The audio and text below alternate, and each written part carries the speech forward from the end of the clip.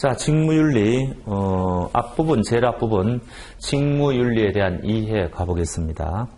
이 앞부분이 이제 법과 도덕이라는 건데, 작년부터 이게 처음 우리 책에 들어왔거든요. 근데 이제 작년에는 시험에 나올 만한 게 조금 있었어요. 그 의무론적 관점, 목적론적 관점 해가지고. 그런데, 그게 빠져버렸더라고요. 그래서 지금은 요 법과 도덕에 대해서 별로 출제할 만한 게 별로 많지가 않습니다. 그래서 여러분들이 조금 조심할 만한 부분들만 지적해 드릴게요. 1번 도덕적 딜레마와 윤리기준. 별로 볼 게 없습니다. 우리는 항상 이거냐 저거냐 선택의 딜레마에 빠져 있는 경우가 많죠. 그거를 지금 이야기하고 있는 거고요. 그 다음에 2번에 법과 윤리, 1번 법의 개념. 법 그러면은 정의를 지향한다. 이거는 우리가 이제 다 아는 이야기죠. 첫째 줄에 이제 그런 말이 나오고. 그 다음에 이제 두 번째 패러그래프에 법에는, 불문법도 있습니다. 여러분들은 우리나라는 성문법 위주라서 조금 이 개념이 생소한데, 불문법이라 그래가지고, 관습법, 이런 게 있거든요. 근데 우리나라는 특색이 판례법을 인정하지 않죠. 영미권에서는 오히려 판례법을 더 중시하는데, 어찌됐든 불문법도 있습니다. 그 불문법으로는 관습법, 판례법 등이 있다 그랬는데 판례법은 우리 민법 1조에 보면은 이 법원으로 인정하지 않거든요. 어찌됐든 불문법의 한 형식은 맞죠. 외국에서 지금 영미권에서는 이 판례법을 굉장히 중시하는 거고요. 자, 그 다음에는 특별한 거 없고요. 넘어가겠습니다. 자, 4페이지 있는 그대로의 법과 있어야 할 법. 글쎄요, 굉장히 그 내용이 많은데, 핵심은 이런 겁니다. 이 윤리라는 것은 내면적인 거다. 이런 이야기를 하고, 요런 말은 좀, 조심하셔야 되죠. 이게 윤리라는 것은 절대적이면서 동시에 상대적이다. 이런 말이 가능합니까? 이 상호 모순적인 표현 같지 않습니까? 근데 이 말이 맞다는 거죠. 그래서 우리가 이제 효라는 개념을 생각해 보면은, 이 효라는 개념은 영원토록 없어질 수 없는 개념이죠. 그런 면에서는 절대적이다. 그러나 효의 내용은 시대에 따라서 굉장히 많이 바뀌죠. 그래서 그런 면에서는 또 상대적이다. 이런 이야기를 하고 있거든요. 그래서, 이런 거는 좀 여러분들이 밑줄 끄셔야 될 겁니다. 막상 혹시 이게 출제가 되면 헷갈릴 수 있지 않습니까? 이게 무슨 말이지 도대체? 그럴 수가 있으니까. 자, 그래서 두 번째 패러그래프 보시면 윤리는 절대적으로 고정된 것이 아니다. 조선시대의 효가 오늘날의 그것과 다르다 해가지고 따라서 윤리는 상대적이다. 근데 그 밑에 반대로 해가지고 효 자체가 효의 모양이 바뀌더라도 효 그 자체가 바뀌는 것은 아니라는 점에서 보면 윤리는 절대적이기도 하다. 이런 말이 나오죠. 자, 그 다음에는 쭉쭉. 그 다음에 정의는 뭡니까? 이 윤리, 법이 지향하는 게 정의죠. 그럼 정의는 뭡니까? 대사회적인 것이다. 이런 이야기죠. 사회적인 것이다. 이런. 요거는 이제 개인적, 내면적이다. 이런 거고요. 자, 그 다음에, 요 개인적으로 또 해놓을까요? 개인적. 그 다음에 3번에, 법적 강제와 윤리적 자율성 해가 법이라는 거는 이제 강제력을 가지는 거죠. 그래서 오른쪽 페이지 두 번째 패러그래프 보시면 한 네 절 중에 유명한 말이 나오죠. 이 법이라는 거는 뭐냐? 최소한의 윤리다.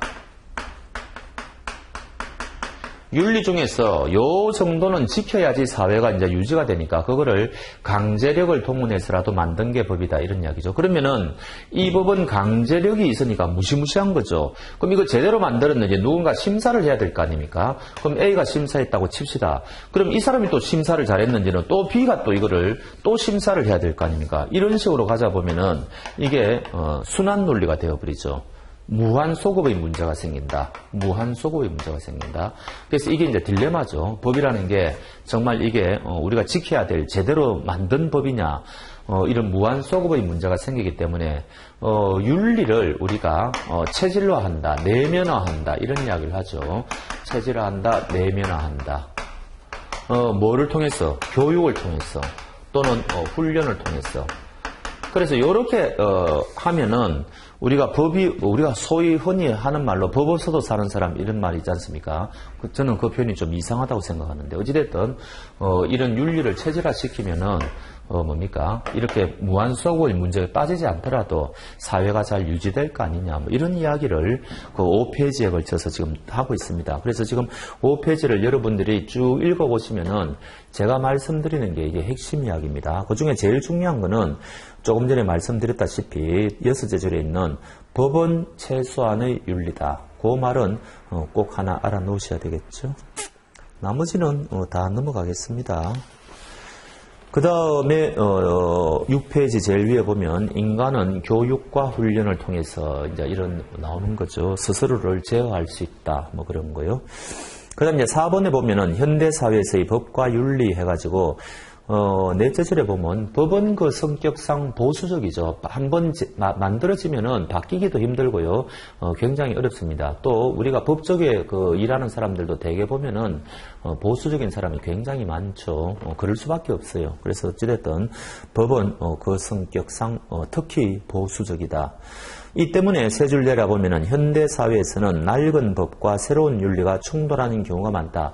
사회는 급속도로 지금 발전이 되고 있죠. 굉장히 엄청나게 이걸 진보라고 해야 될지 모르겠는데 바뀌고 있는데 법이 속도를 못 따라가지 않습니까? 그러면은 이게 이제 충돌 문제가 생기죠. 법이 현실을 제어하지 못하니까 이거 어떡하느냐? 이거는 항상 이런 문제가 발생할 수밖에 없습니다. 어느 시대에건 이런 문제는 생기는데 특히 요즘과 같은 현대 사회에서는 그게 더 괴리가 훨씬 더 지금 심해지고 있다는 이야기죠. 그걸 지금 이야기하고 있습니다. 자, 그 다음에 3번의 직무윤리와 윤리경영. 드디어 굉장히 중요한 게 나왔네요.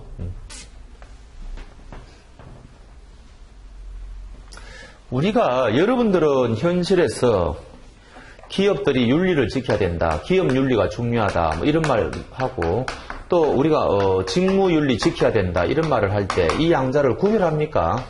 우리가 현실에서는 구별하지 않을 겁니다. 대부분의 사람들이요. 그리고 여기 이제 우리 책의 오른쪽 페이지 제일 위에 피터 드러크라고 되어 있네요. 이분도 마찬가지예요. 뭐라고 이야기했는가 하니까 개인이 필요로 하지 않는 직무윤리는 기업에도 필요 없다고 하며 개인의 직무윤리가 기업윤리를 대신할 수 있다고 보았다. 그게 그거라는 이야기죠. 이제 그런 학자들도 많은데 이 책을 쓰신 분은 요 양자를 구별해 보겠다는 이야기입니다. 그러면 이거 이제 어떻게 구별하느냐? 이제 이런 문제가 생기겠죠. 그럼 요 기업윤리라는 것은 이 직무, 여기 이제 직무는 그 기업체에 속하는 구성원들이 개개인들이 하는 일이니까 요 기업이 더 추상적인 개념이죠. 그래서 요거는 그 기업에 속하는 개개인들이 하는 일을 의미하고 요거는 이제 구성원 전체가 지금 지켜야 되는 그 윤리를 이야기한다. 이렇게 보시면 틀림없어요. 그럼 이거는 전체가 지켜야 되는 윤리니까 이건 어떻게 돼요? 굉장히 포괄적인 개념이다. 그 다음에 무슨 거시적인 개념이다. 이렇게 되겠죠. 그러나 요거는 개개인들이 어떤 사람이 특히 자기가 맡은 업무에서 직무에서 지켜야 되는 거니까 요거는 굉장히 구체적이겠죠. 그리고 요거는 굉장히 미시적이겠죠. 그런 식으로 우리가 표현을 할 수가 있을 겁니다. 요거는 이제 우리가 윤리 강령이다 해가지고 요런 형태의 그냥 굉장히 이제 포괄적인 개념으로 이제 나타나는 거고, 요거는 개개인들의 임직원 행동 강령이라 그래가지고 조금 구체화되어서 나타난다는 이야기죠. 임직원 행동 강령.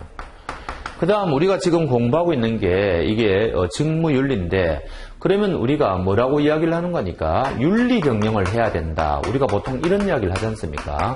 그러면 이때 윤리 경영을 해야 된다고 할 때 이 윤리는 여기 말하는 기업윤리나 직무윤리나 이런 거 우리가 현실에서는 구별할 필요가 없죠.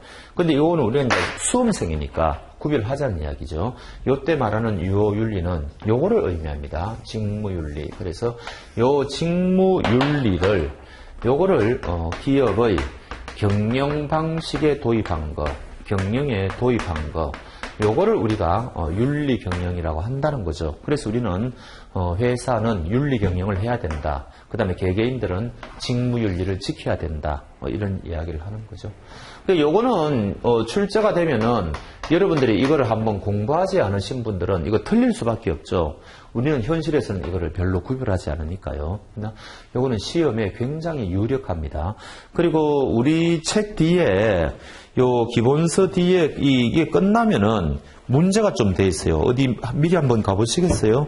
저 121페이지 가보면은 직무윤리가 끝나면은 실전 예상 문제라 그래가지고 12번까지 문제로 구성이 되어 있는데 1번 문제가 이 문제예요. 1번 문제가. 그러니까 이 말은 언제든지 실전에서 출제자가 이거를 참조해가지고 문제로 낼 수 있다는 것을 의미합니다. 그러니까 요거는 꼭 확실하게 알아놓으셔야 되겠죠. 자, 그러면 관련되는 부분 한번 체크해 봅시다. 7페이지 둘, 넷, 6째 줄에 이처럼 통상 기업윤리와 직무윤리는 혼용되어 사용되는 경우가 많지만 엄밀히 말하자면 다음과 같이 구분할 수 있을 것으로 보인다. 기업윤리는 해갖고 밑에 경영 전반에 걸쳐 조직의 모든 구성원들 전체나 뭐 모든이나 똑같은 이야기죠. 모든 구성원들. 요게 핵심어죠. 요구되는 윤리적 행동을 강조하는 포괄적 개념이다. 포괄적 동그라미 하시고요. 반면 직무윤리는 조직 구성은 개개인들 동그라미 하시고 그 밑에 구체화한 것이다. 구체화 동그라미 하시고요. 그 다음에 그 밑에 줄에 즉 기업윤리가 거시적인 개념이라면 직무윤리는 미시적인 개념인 것이다. 이런 말이 나오죠.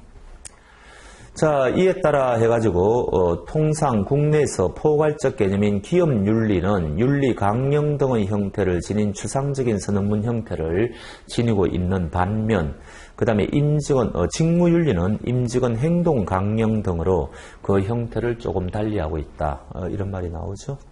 그 밑에 마지막으로 윤리경영은 직무윤리를 기업의 경영 방식에 도입하는 것으로 간단히 정의될 수 있다. 뭐 이런 말이 나옵니다.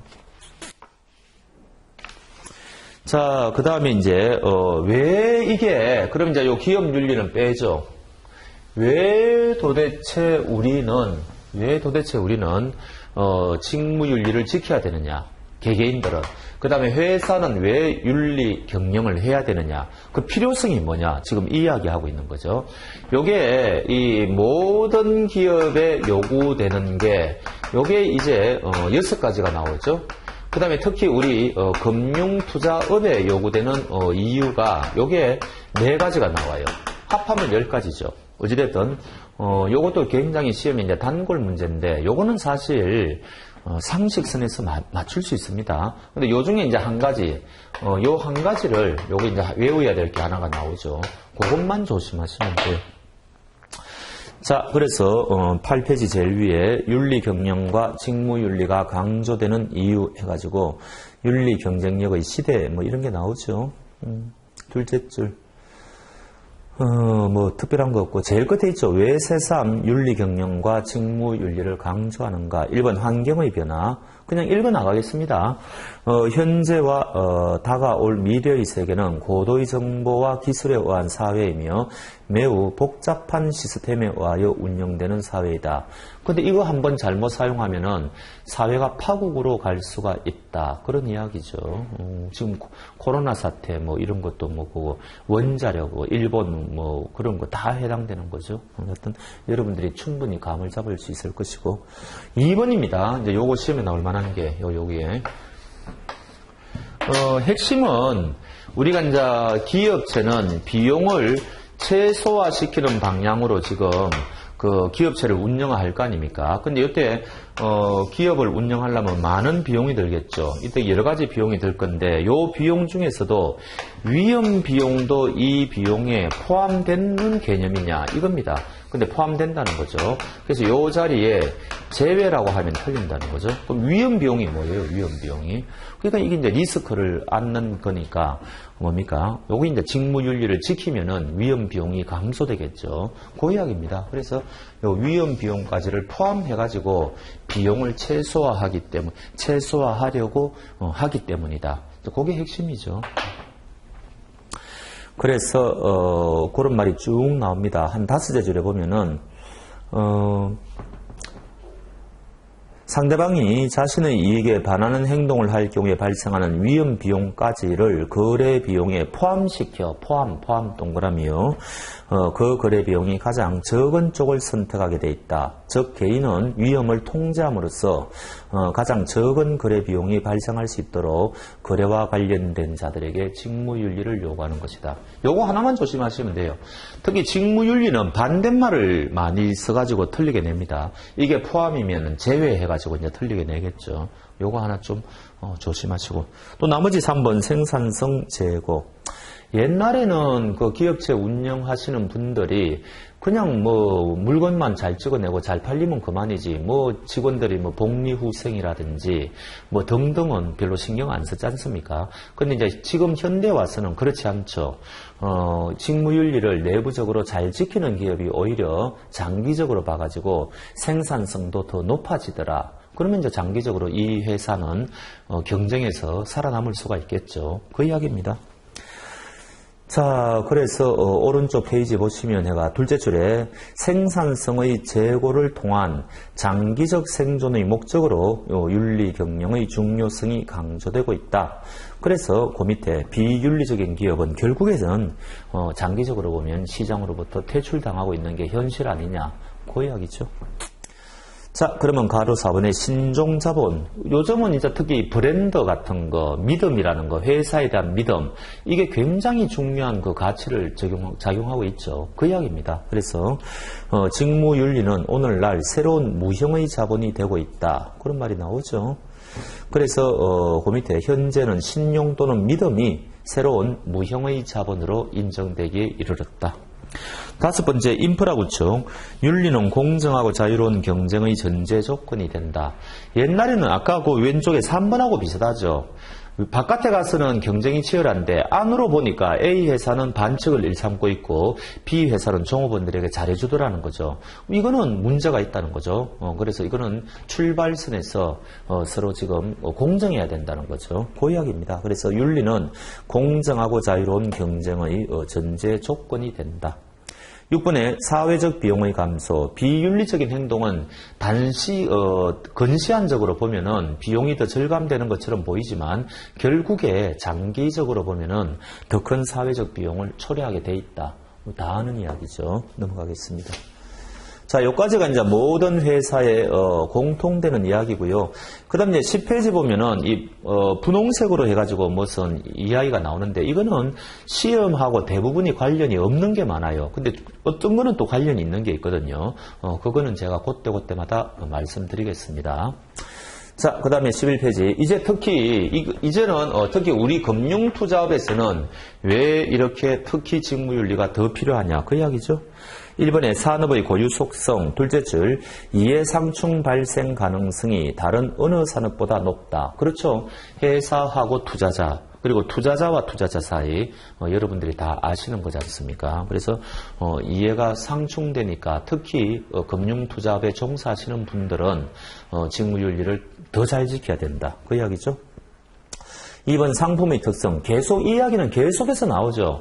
우리가 취급하는 금융투자 상품은 투자성이 있다. 원본 손실 가능성이 있다. 따라서 투자자가 손실이 발생하면은 결국은 분쟁으로 갈 수밖에 없다. 그 분쟁에서 이기기 위해서는 금융투자업에 종사하시는 분들은 평소에 직무윤리를 지키는 것이 요구된다. 뭐 그런 이야기겠죠. 넘어가시고. 그 다음에 3번 금융소비자의 질적 변화. 요거는 이제 소비자뿐만 아니고 우리 사회가 너무나 엄청난 지금 변화를 겪고 있지 않습니까? 그래서 소비자들도 인터넷 가성 등으로 상품에 대한 정보를 많이 검색할 수 있고 그런 거죠. 심지어 상품이 전문가들도 이해할 수 없는 그런 어려운 상품도 대거 출현하고 있고, 그래서 옛날하고는 완전히 지금 우리를 지금 둘러싸고 있는 환경이 엄청나게 변했다. 이럴 때일수록 직무윤리를 준수해야만 분쟁에서 나중에 이길 것이다. 뭐 그런 이야기죠. 그 다음에 4번 안전장치. 투자자들이 이 금융투자업 종사자분들에게 무리한 요구를 하는 경우가 왕왕 있다는 거죠. 이때 그거를 완곡하게 물리칠 줄 알아야 되고, 그거는 결과적으로 금융투자업 종사자분들을 보호하는 안전장치가 될 거 아니냐. 그 이야기죠. 역시 우리가 상식적으로 다 받아들일 수 있는 겁니다. 자, 오른쪽에 이제 빨간 글씨가 있는데, 요거는 이제 자본시장법하고 연관되어 있으니까, 뭐 크게 중요하지는 않는데, 1번은 보겠습니다. 1번은 무슨 이야기인가 하니까, 이 자본시장법이 법적 의무가 굉장히 강화되었다는 겁니다. 옛날 자본시장법 이전에는 단순 서비스 분야에 국한되던 게 이제는 법적 의무로 많이 넘어왔다는 거죠. 그런 이야기가 나오고 있고, 2번은 여러분들이 잘 아시는 거죠. 이거는 자본시장법 할 때도 알아야 되는 거 아닙니까? 옛날이 열거주의, 지금은 포괄주의죠. 따라서 취급할 수 있는 상품의 종류가 굉장히 많아졌다는 거죠. 따라서 직무윤리가 더 요구된다. 뭐 그런 이야기겠죠. 그 다음에 이제 3번은 전문 투자자가 나오는데, 우리가 이제 투자 권유할 때 일반 투자자 보호장치라 그래가지고 전문 투자자는 적용이 안 되는 게 몇 가지 있죠. 그렇다 하더라도 이 전문 투자자들에게도 그런 의무는 없지만, 법적인 의무는 없지만, 그러나 윤리적인 의무까지 없는 것은 아니라는 이야기입니다. 그게 이제 동그라미 3번의 핵심 내용이죠. 뭐 그 정도만 보시면 되겠네요. 자, 이제 직무윤리의 기초사상 및 국내외 동향 1번. 요거는 이제 칼뱅만 간단하게 보시면 됩니다. 뭐 자주 출제되는 건 아니죠. 옛날에는 이 사상가가 4명까지 소개된 적이 있었는데, 지금은 2명이에요. 그나마 배번은 시험에 출제될 가능성이 별로 없습니다. 칼뱅은 금욕이라는 말이 나오면 칼뱅이고요. 소명이라는 말이 나오면 칼뱅이고, 초기 자본주의 발전 이런 말이 나오면 칼뱅이죠. 그래서 요 3가지 단어만 기억하시면 되죠. 그래서 셋째 줄 금욕적 생활윤리 동그라미, 그 다음에 초기 자본주의 발전의 정신적 토대 동그라미, 그 밑에 모든 신앙인은 노동과 직업이 신성하다는 소명을 가져야 할 것을 역설. 그 3가지가 핵심이죠. 결국은 이 개개인의 직업은 하느님이 주신 신성한 거다. 그러니까 그게 소명론이고, 그 다음에 이제 거기서 나오는 부를 축적해도 된다는 거죠. 신성한 거니까. 그 이전에는 우리가 부를 축적하는 것을 나쁜 거로 봤는데, 칼뱅에서 이제 이게 부의 축적에 대한 옹호가 이제 가능해졌다. 뭐 이런 평가를 하죠. 그러니까 이제 이게 초기 자본주의 발전으로 이제 가는 거죠. 근데 요거를 이제 이어받은 분이 이제 서구에서 배부라는 거죠.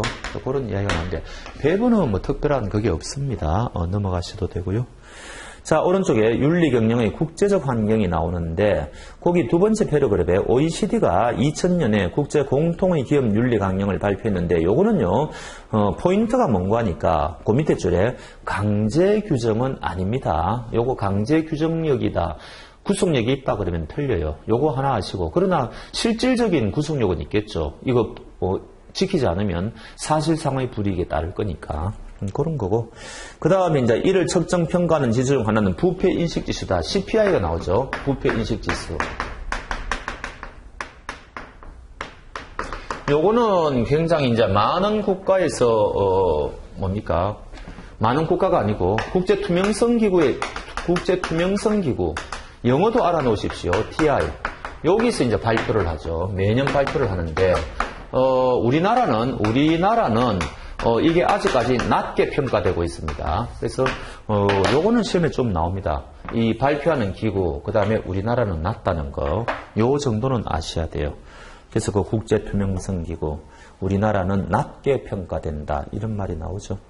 그 다음에 쭉 또한해가지고 영국의 BITC의 와라고 되어 있는데 의가 맞습니다. 의 사회적 책임을 평가하는 CR 인덱스가 나오는데 역시 이것도 윤리 경영을 평가하는 지수죠. 그래서 이제 각종 지수가 나오는데 요 영국 있죠. 요 영국의 요 BITC라는 게 나오는데 요거는 CR 인덱스라고 나오죠. 요거는 기업의 사회적 책임을 강조하는, 그거를 평가하는 지수라고 그럽니다. 요거는 이제 부패 인식 지수죠. 그러니까 성향이 조금 다르죠. 요거하고는. 그 다음에 넘겨보시면은 윤리 경영의 국내적 환경, 뭐 특별한 건 없어요. 우리나라가 지금 김영란법이 시행되고 있고 뭐 그런 것들이 지금 나오고 있고 또 오른쪽에 이제 쭉 나오고 있죠.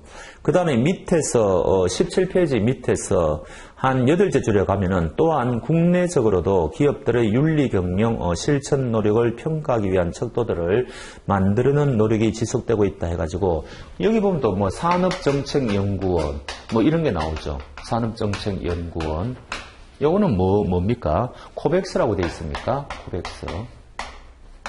뭐 이런 게 나오죠. 그 다음에 공통지표 이런 거는 다 넘어가셔도 됩니다. 넘겨보시면 전경련이 나오죠. FKI 나오죠.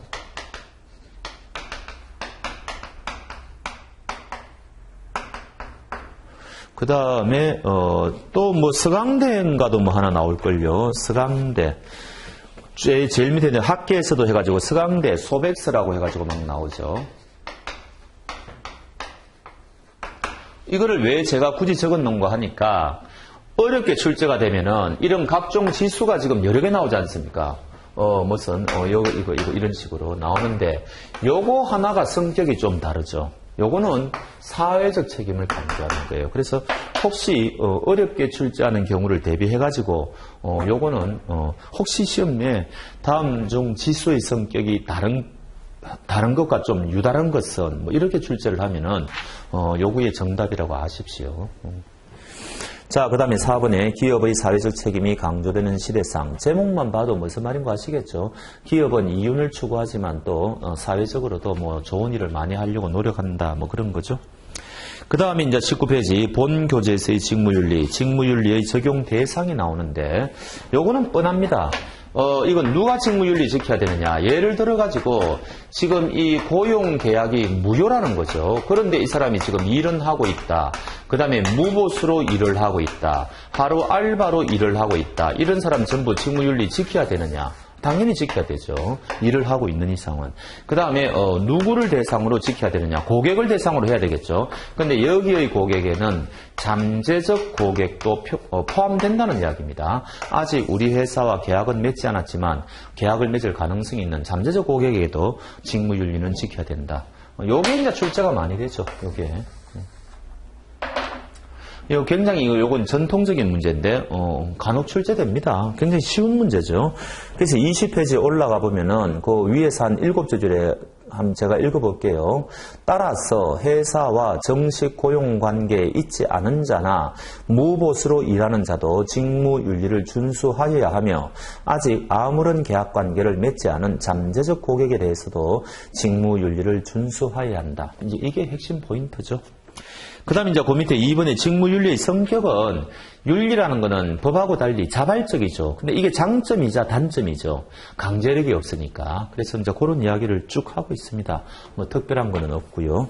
그 다음에 오른쪽 페이지에 직무윤리의 핵심이라 그래가지고 우리가 이제 그 위임 계약을 맺으면 그러니까 신뢰관계죠. 이때 두 가지 핵심 원칙이 발생하는데 그거는 저 25페이지 보시면은 그림으로 잘 나타나 있거든요. 그래서 그때 다음 시간에 공부하는 게 더 좋습니다. 그래서 오늘은 여기까지 하도록 하겠습니다. 수고하셨습니다.